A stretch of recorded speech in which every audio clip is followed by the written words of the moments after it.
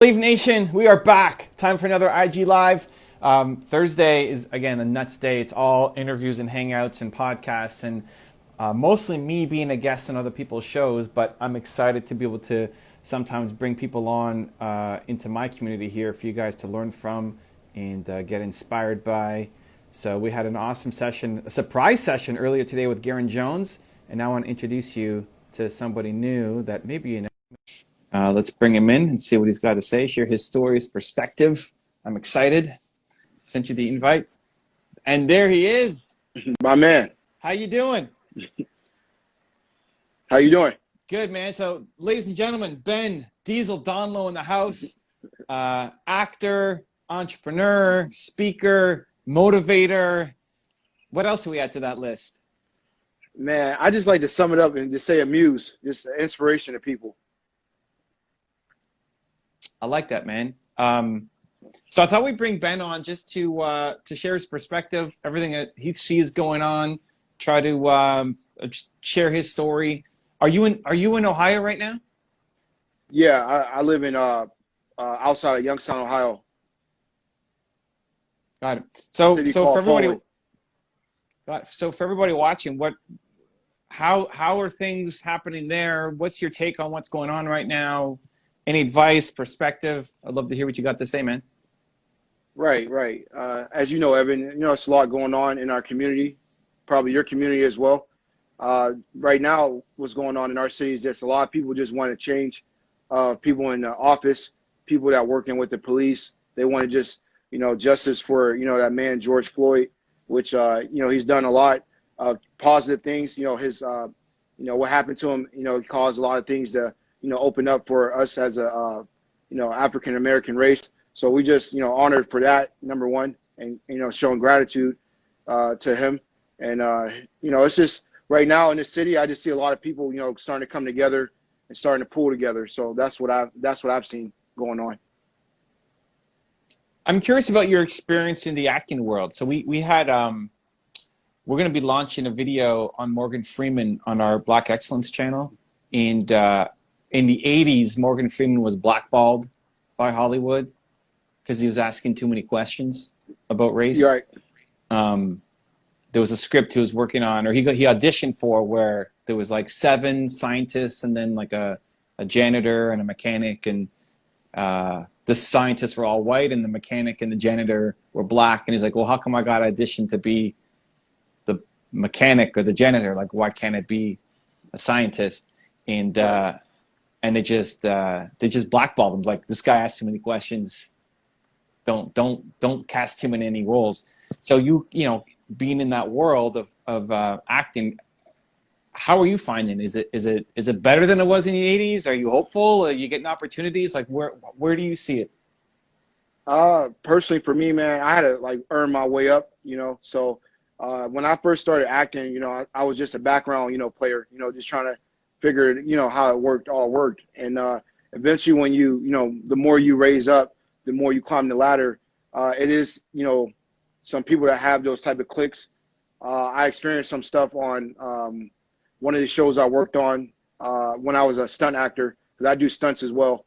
So when I was doing a stunt acting, role, one of the gentlemen that I was working with, they were just treating me different just because I'm not from, Chicago. I'm from, like I said, I'm from a small town in Ohio called Youngstown. So they didn't really know me. It's not really a lot of us in the, in that circle. Like, when I say us, I mean us as Black people. We're not in the circle of the stunt community. It's very limited. So a lot of people, treated me different just because, they didn't really know me and they really didn't care. It was some guys that, I had some problems with. So it happens. It's still there. It's still there. Are there not many Black people in the stunt community because you have to be the parallel of like the Black lead, and there's not enough Black leads, so then there's not enough Black stuntmen, or is it something else? I wouldn't say that, because in Atlanta, it's a lot of films that, are African American, films, and they have a lot more stunt players there. It's up here, like up north. I noticed it's not that big, of a community of us yet. Or when I was in Chicago, it was only a few of us doing it, so it just depends on where you are. But I just noticed that, you know, some people feel some type of way bringing people on. You know how it is. People just feel funny about bringing people on and showing them love, you know. So I just feel like it's a lot of that going on. This might be a stupid question, but how do you feel personally about Black versus African American? I mean, some people feel, I don't feel anything about it, you know, me personally, Yeah. because I guess, you know, my ancestry came from there, you know, but I guess I'm the same. It's no difference to me. But some people would say it's a difference. You know how some people be like, oh, it's different living in Africa than coming over here. Then I'm still African. You know how it is. So I just look at it as that my ancestry is from there. So I am Black, but, you know, I do have African descent. Got it. I'm just curious. I mean, say, you know, if you said white or Caucasian, you know, wouldn't make a difference to me. But some people, How do you feel about that? I don't like. I don't. I just don't think Caucasians use that much. I mean, I guess a little bit, but I don't feel. I don't have a preference one way or the other. I guess it's just, you know, part of bringing you on and other people on is just having conversations, just to open it up and just to see what your perspective is, right? Just I'm trying to educate myself as much as possible, and hopefully educate my audience as well in the process. What's happening right now, and so I'm in Toronto, Canada. We have our own issues. I don't think it's as serious as in the US. Everybody kind of comes from a different country anyway, or their parents did, or their grandparents did. So you're like, the working together is kind of baked into the culture. But it doesn't mean we don't have problems. And right now what they're working on is looking at all the statues that are from older eras and like taking them down, or at least protesting to take them down because those guys were racist. What do you think? I'm just curious, what do you think we should be doing as like next steps? Like it's great macro, yes, equality, awesome, but what are some of the things that we need to do to actually make that happen?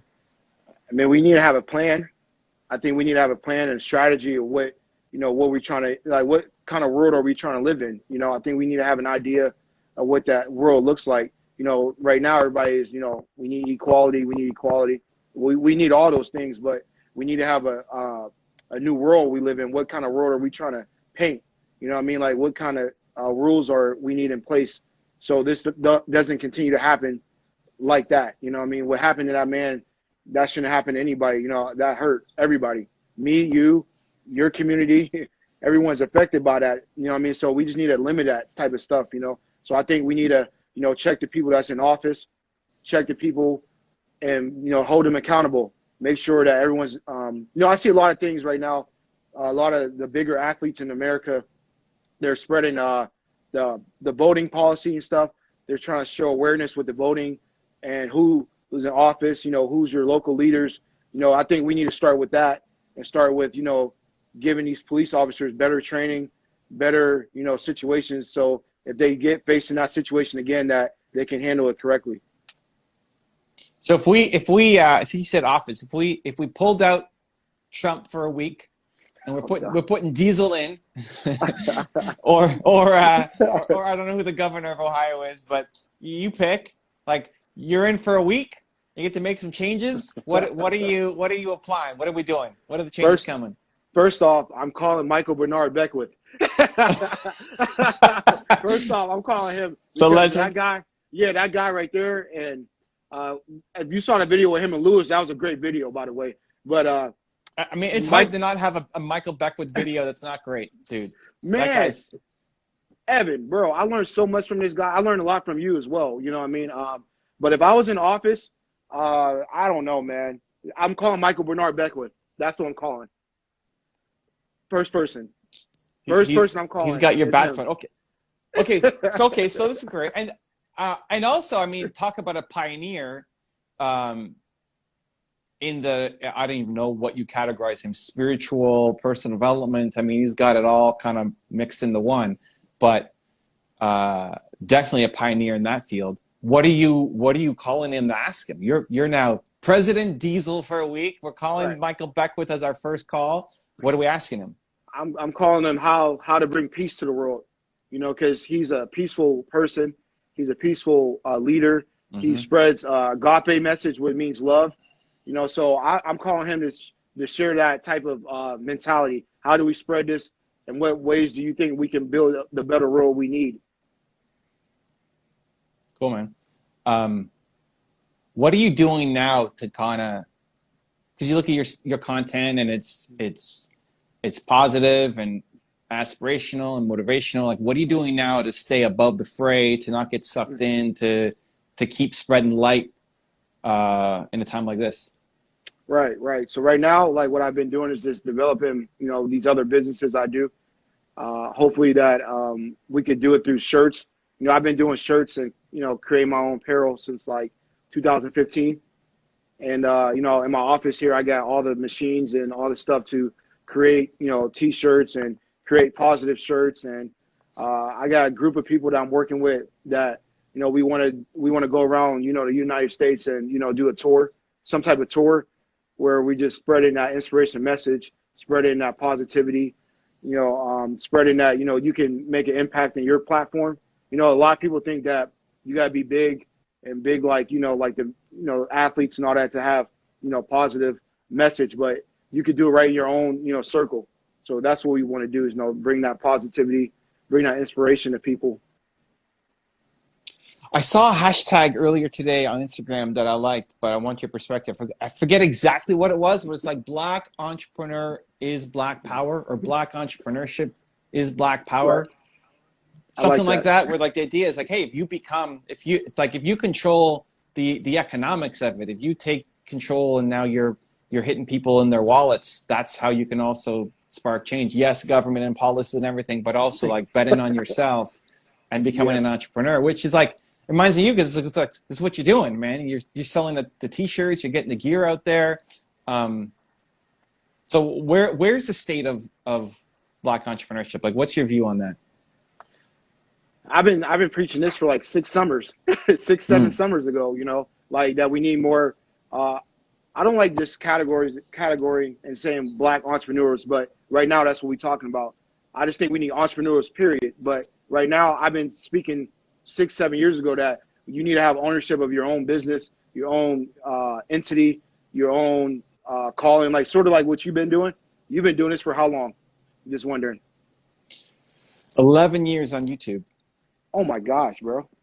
Yeah. I was in high school when you started doing this. Okay, Damn, so dude. yeah, I was in high school. I was a junior when you started. So and just seeing like how far you take it, you know what I mean? We need more people like you. So I've been preaching Black excellence and Black entrepreneurship. You know, 7 years ago, I was trying to tell my friends and cousins, like, why you guys are so talented. Why you guys keep working for the man, be the man. You know what I mean? Our Mm. whole, like, if you live in my area, man, you'll see a lot of people just settling. You know, oh man, I'm just gonna go to work and, you know, go there and, you know, hang it up at 9 to 5. Nothing wrong with that life, Evan, by the way. Nothing wrong with that lifestyle. But I know that they have true giftings inside of them. But, you know, so many people in this area just dim that light for them that they can't see it. They can't see that light that they can do more. So I've been preaching Black entrepreneurship 6, 7 years ago when I was trying to tell my friends, let's do a business, let's get a gym, let's do something. But I was the only one that did Yeah. it. One of the only ones. One of the I, only ones. I'm there's this awesome clip that we put up on the channel not too long ago of a young Jay-Z, but early Jay-Z, where he was talking about building his own record label Right. and betting on himself. Like, can't get a deal, nobody's supporting him. I'll go build my own thing. But before he did it, you know, like he's him talking about building it, and everybody looking at him like, dude, what are you doing? You're not gonna. You can't build your own label. Like, you're going up against the biggest of big establishments. You're gonna go, and then he did it, right? And Right. it's you know, now he's looking back, he's, you know, philosophical and calm about it. But like in the moment when it's fun. I like seeing the early clips when they're on the come Right. up, when they haven't done it yet, but the belief in yourself to actually go chase it down. Um, just an awesome clip that I'm glad exists, because you don't see that a lot in people telling their story afterwards. Right. Right. Evan, one thing I try to Um, do, one thing I yeah. try to do, Evan, is that I always try to record my, like, me driving to where I'm going. I always try to give like that back, like back look of what I'm doing so people can see, you know, the behind the scenes, you know, like a lot of people don't get to see behind the scenes, Evan, that it's hard to do what you do. It's not hard. You love to do it, but I'm saying they don't see the work that it takes to build your website, to build your studio or build your office space. They don't see Evan going out there grinding, you know, out to events, making the books, meeting with publishers, whatever you do. They don't see the behind the scenes look of what you do. So what I try to do, bro, is try to show them, like, you know, the behind the scenes look. You know, this is how I get the t-shirts. This is how I make the t-shirts. This is how you know, do the heat screen, you know, whatever you want to, however you do it, you know, how to make a shirt. I try to show people this is the game. This is not as easy as it look. You know, the money doesn't come up front. It's the back end most of the time. You know what I mean? So I try to explain that to my audience, and I see you do it too as well. When you do your Q&A, you do, I think you did one video, you said, this is how you make a website. This is how you do it. Go on GoDaddy.com and, and pay for the domain, check it up, look it up. And if it's not there, it's not there. Keep being unique. And you said that. You said it's rocket science. It's not hard, but people don't know these things. They think it's hard to do these things. So I appreciate you doing what you do as well. Cool, man. Now, where did the name Diesel come from? Oh, man. Someone just asked me this. Oh, my gosh. My cousin about to be happy. So my cousin was a great football player in the local area. His name was Chris Harrison. And you remember AIM, AOL Messenger? Oh, yeah. Okay. Yeah. Yeah. His name was Diesel Shack 1834 or 1634. And I was in 4th grade when I saw this. And, you know, I was inspired by him. You know, he's one of the best football players I ever seen. You know, he was 6'6", 265. You know, he went to Cincinnati, but he just had a couple injuries with his knees that he could have been in the NFL, you know what I mean? But anyway, he had an AIM name as Diesel Shack. And then I was like, wow, I'm a big Kobe Bryant fan, and he likes Shaq, but I'm inspired by the name Diesel. So I slid out Shaq, put my last name in there, and that's how I created the character you guys know as Diesel Download. So I created it in 4th grade. Wow, dude. And it's stuck. It's stuck. When I saw it, I like it because, you know, the truck doesn't run without the diesel. You know, like you can't go without you're the gas, you're the fuel, you're through your content, the uplifting, the motivating, that you can do it. Like you're giving people diesel for their life to go off and create something positive that they hadn't thought of before. I didn't know it traced back to that young though, dude. That's awesome. Like, has that always been in you to want to supercharge and motivate, or was it just because you liked your cousin and Kobe Bryant? Well, Kobe Bryant, you know, DNA is all, you know, ran, you know, through my brand, just because that's my favorite basketball player. You know, I was big in basketball at one point, so it always been here, man, since I was little. But I didn't know, you know how you don't, like I said, I didn't know I had this giftings until, you know, 2014. Got it. So, you know, once we get through all this COVID stuff and we can get back on the road and say hi and talk and all that, what's your next thing? Is it the tour with the t-shirts? Is it like, what are you working on that you're pumped by? Man, I want to say that's obviously one of my goals, is to get around, like, especially where you are. I have a couple people that I work with out in Toronto, so it'd be good to catch up with you in the future as well. But basically do that, get back on set, you know, get back to, you know, doing what I love to do, working with different brands. You know, I work with a lot of different brands that people don't even know I work with, working on some different deals with them, working on some different shows that I'm about to do. So, and also my own stuff. So really just doing that and, you know, being inspiration, just showing people it can be done. I like how you said it. You pronounced my city like a local. You said Toronto. Oh, yeah. So you fit in, right? You fit in. See, people who don't know, people who aren't from the city always pronounce the last T, Toronto. And we just we skip over it, like Toronto. It's like it's an extra N or something there at the end. So you'd fit in. People would think you're local if you come on by. How has all this changed? I mean, obviously COVID has changed your, you know, work environment. You can't act and do that stuff. But how has everything that's happened changed how you want to show up once all this is, like, once you can get back to work? Is it just, I was already doing it, man, I'm just going to keep hustling doing what I was doing? Or has it shifted the perspective a little bit on what you want to approach and how? It shifted my perception because now I'm, becoming veganish, so my thoughts are different. The food I've been taking, been clearing my mind, making me more healthy. I didn't tell you that I have a master's degree in exercise science, by the way. So I've been really getting back to like getting my body back right, you know what I mean? And doing like proper exercising. So I've been doing yoga every day, yoga with Adrian. And I've been watching like what I've been drinking. I've been doing this coconut water thing, trying it. I'm trying, man. So really like during this whole season that I learned myself a little bit better. I learned, that I need to get my roots back, get back, training right, getting my mind right, getting, meditation. I do that every day. Since this COVID happened, I've been doing it since day one. So whatever day it is now, I've been doing meditation, yoga, exercising every single day since then. So it got me back to in my roots, and it got me back to, making shirts again for other companies, other people, and stuff like that. So that's like really what, I've been doing since this COVID situation. So when they give me the green light, I'm just going to, add on to that. So take me inside that mindset a bit, because that's a very unique approach. Most people are having memes about I gained 15 pounds over this whole isolation thing. And you're here like, nah, man, I'll go vegan. I'm doing meditation. I'm yoga every day. I'm on my coconut water. I'm taking care of my health. Like, when most people are doing the exact opposite of what you're doing, how do you say from even day one, like, this is my chance to get things right? Man, just the mindset of I want to be the best version I can be. Like I need to be at my A game. So when I'm able to travel, and because I like to drive everywhere I go, I got to make sure I'm focused, making sure that I can see the lines that, my mom taught me how to drive. Like my mom is like, man, my mom needed to do an interview with you. You love her, by the way, just because her mindset is like, that's who taught me like, how to drive on the road, how to see, how to drive, to New York City and back, to drive to Toronto back, drive to Chicago back, like little things like that will help me with my driving.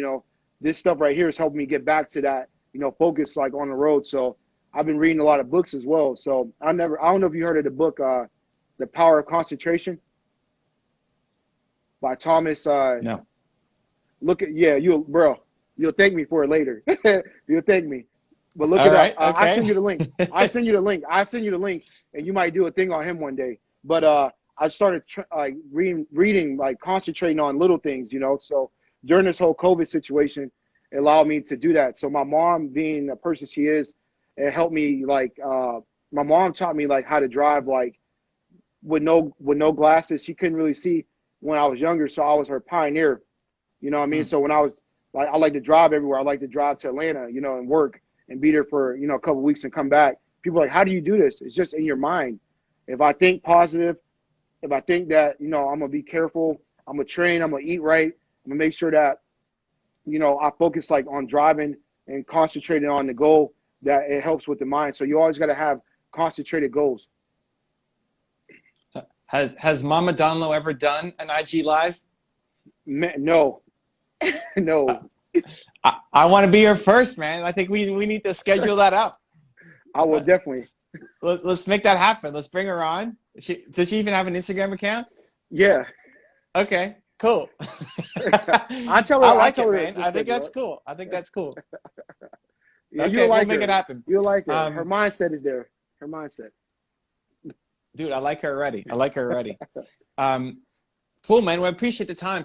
For people watching, live or on the replay, if they're stressed out, feeling anxiety at the moment, both sides of the street, I guess, what's the kind of takeaway message you want people to be left with? One thing, I don't know if you put this on your website with Kobe Bryant, but what message he left me is he always said, rest at the end, not in the middle. I'm not sure if you put that in your video. I don't know if you ever put that in your video with him. I think you put something like, I don't know what you put on his thing, but I watched him before, but I don't know if you put that on there, but he said, rest at the end, not in the middle. Cool, man. I love it. Well, thanks for taking the time. Go check out Diesel Donlo on Instagram. Check out his shirts. Everything's up to. Appreciate you stopping in, man. Have a fantastic close of the week, and I'm looking forward to the Mama Donlo session. All right. Thank you, my man. Okay. Thank you. Take care.